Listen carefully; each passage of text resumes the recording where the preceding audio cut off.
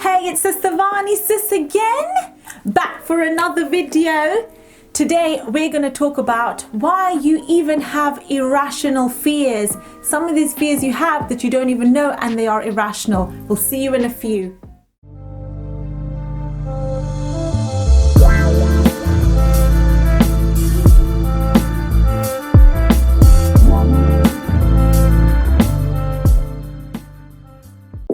Hey guys, welcome back.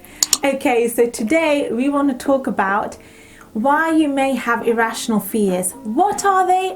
Where do they come from? Why do we have them? And how can we get rid of them? So let's start with what are irrational fears. The best way for me to explain it is if I give you a couple of examples of what irrational fears are.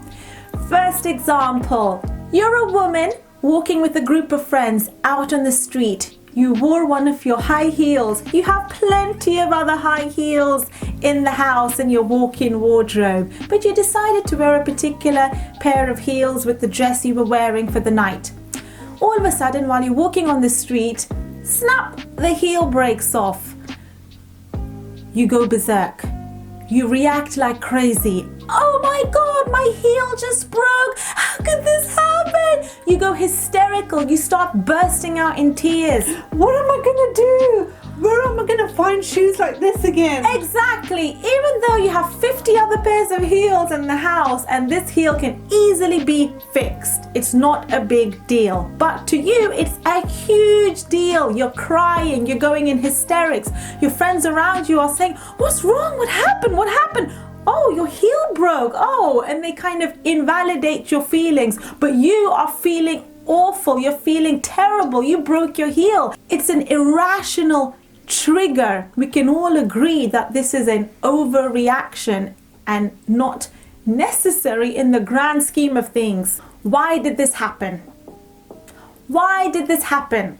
It always traces back to a past behavior. So this is an energetic vibrational pattern that carries on throughout the years, and it layers and layers and layers. Why? Because your feelings are suppressed. You don't let it come out. Now the thing is, when you had the irrational fear about the heel breaking and your friends around you then said, why are you reacting this way? You're making a mountain out of a molehill. They invalidate your feelings, and now you all of a sudden suppress your feelings because you realize that, wow, they don't understand how terrible this is. They don't feel my pain. They don't feel my hurt. So they invalidate you. Now this has now caused another layer of suppression. So now when you want to go to your friend and you want to share something with them, or you feel a trigger coming on, you realize, I can't say what I want to say because I remember the last time they shut me down. The last time they didn't understand my feelings. So if I was to express my feelings to them again, I will get that same shutdown. So automatically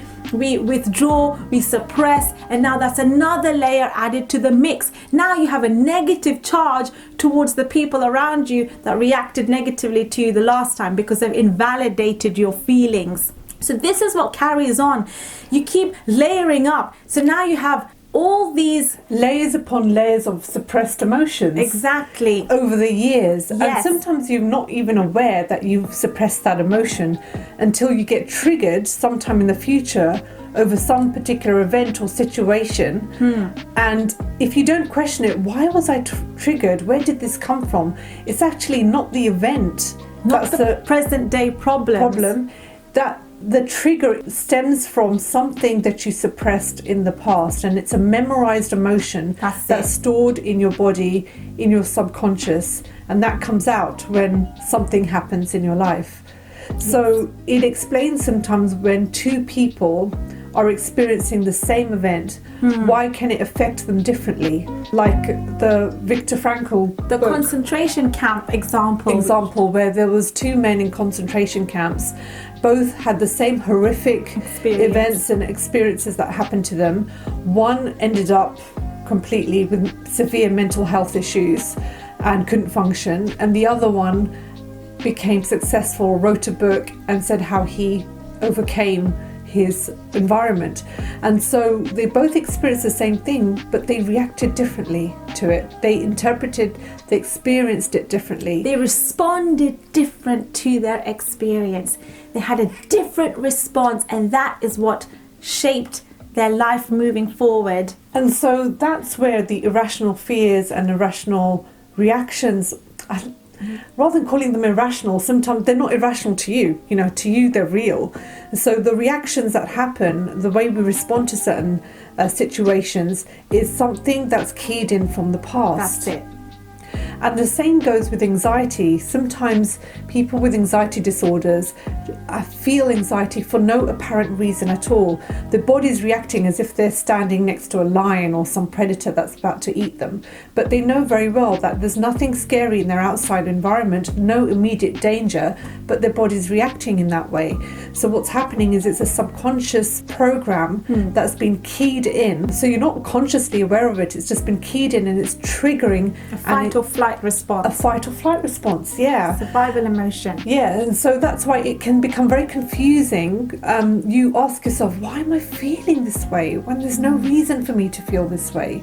What's happening inside of me? It could end up bringing up a lot of confusion in the way that you are being, and this is all behaving, and this is all from the past. All keyed in from the past, so we know what irrational fears are, why you have certain irrational fears, and you react in ways with certain things that trigger you, because it's keying in from the past. Now, what is the technique to help peel back the layers of the onion, so to speak, and get rid of, permanently blast out those irrational fears? Meenal, take it away. So some of you might have heard of something called EFT, which is the emotional freedom technique. It actually stems from TFT, which is thought field therapy, developed by Dr. Roger Callahan. Thought field therapy requires more expertise in order to actually perform this technique, whereas EFT, it does require expertise and knowledge, but however, it is also easy for you to do at home as well. And so it's an easier version of TFT. Yes. So EFT is simply you're tapping on particular points on your body, which are specific energy meridian points, which help to blast out stuck energy.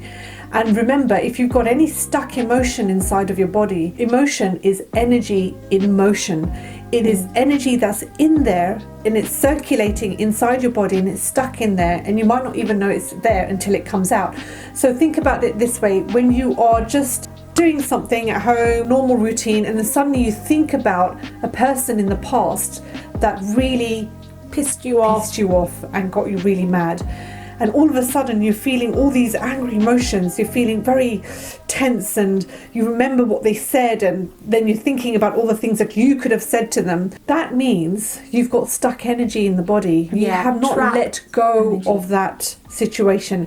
So what it is it's a memory with an emotional charge still attached to it. So you're energetically bonded to that person in some way, because that person is still triggering a response. So when you have a memory of a past event but no emotional charge to it, so it's an unpleasant memory, but you just look at it objectively, you're just observing it, but no emotional charge, that is called wisdom. So this is what you want to do. EFT is not erasing memories. All it's doing is blasting out the stuck energy, the stuck emotional charge, that was a trapped energy that was attached to that event. That's what it's doing. Right. So you tap on specific meridian points. Now, I just want to say now, I'm not an EFT practitioner. Or EFT expert. Or EFT expert. So don't listen to every single thing that I say with regards to the EFT technique. If you want expertise, proper advice, then look on YouTube. There's lots of EFT videos and EFT practitioners that actually teach this. So I'm just going to go through it very, very briefly. But the points are here, near the end of the eyebrow, on the side of your eye, underneath the eye, underneath the nose, at the little dent of your chin over here, just a little bit underneath the collarbone, tiny bit under there, and then just underneath the arm, and then up here. Now you keep doing these rounds as you're saying specific statements about the way that you're feeling. Now, the only way it's going to be most effective is actually if the emotion is very intense. So you have to have an intense emotion of that event that comes up. And as you feel that intensity of it, that's when you want to tap it out. So you want to actually bring up that negative emotion so that you can clear it. You're not going to tap out anything if you're just feeling really happy and feeling good. There's nothing to tap out at that moment. So you've got to bring out those emotions that have been stored in there, suppressed and trapped.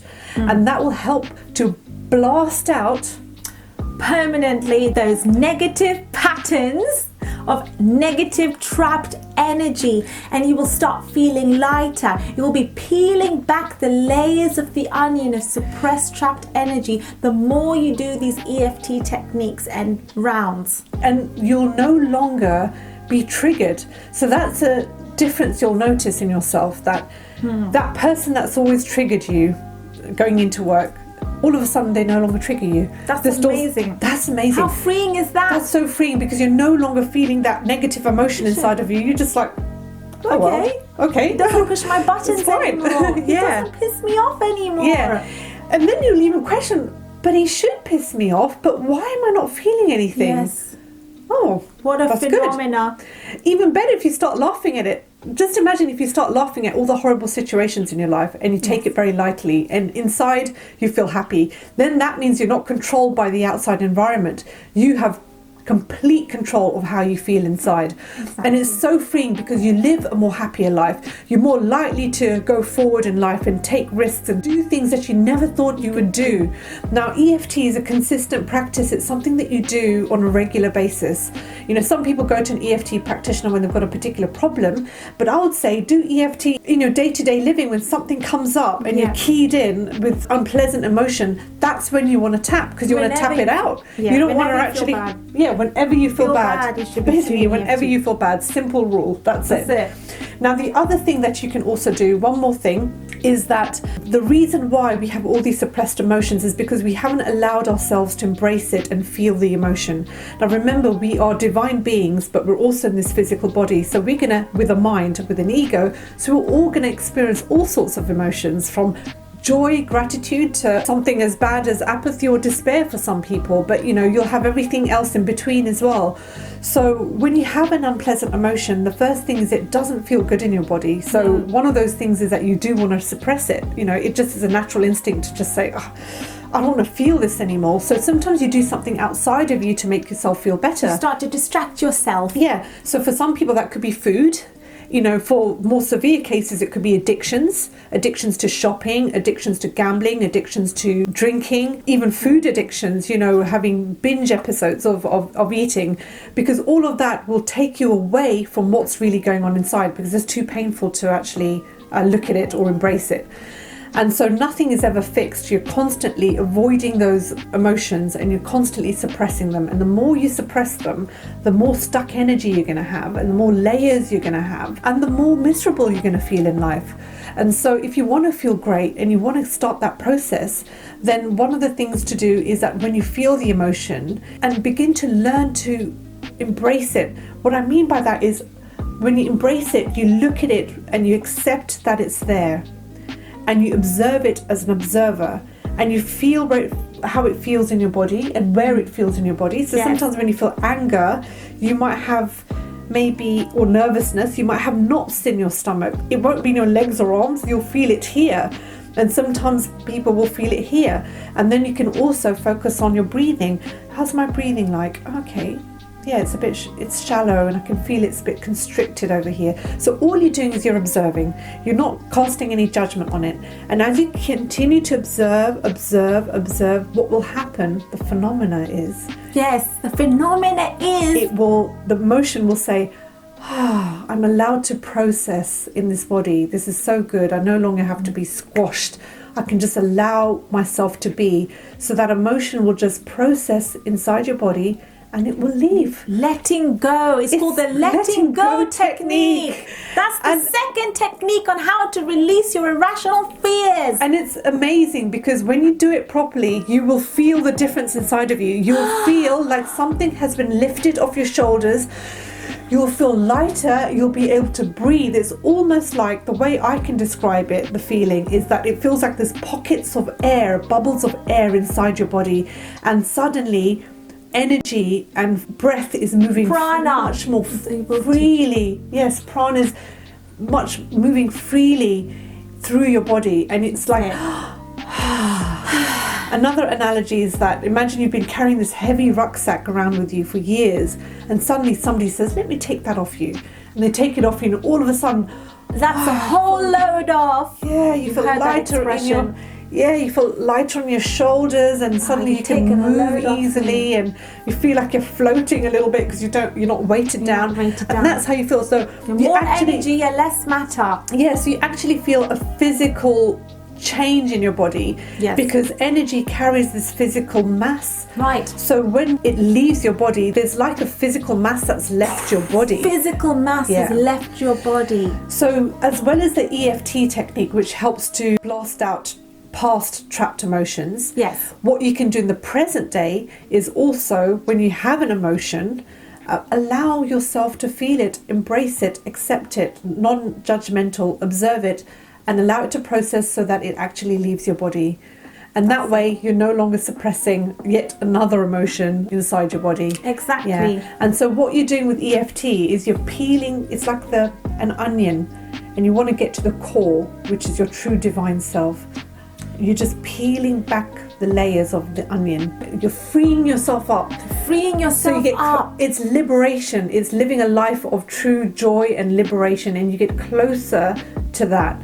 And so that when you live every single day of your life, you get less and less triggered and reactive towards things that are unpleasant outside of you. And that's how you can see and view the world as one universal play of consciousness, and have this inner laugh, this cheerful disposition, and this level of amusement wherever you go. You are activating Sukha, your inner joy. I hope that video was of great value to you guys. We would greatly appreciate it if you can hit the subscribe button, hit the like button, and we will see you on the next video. Bye for now.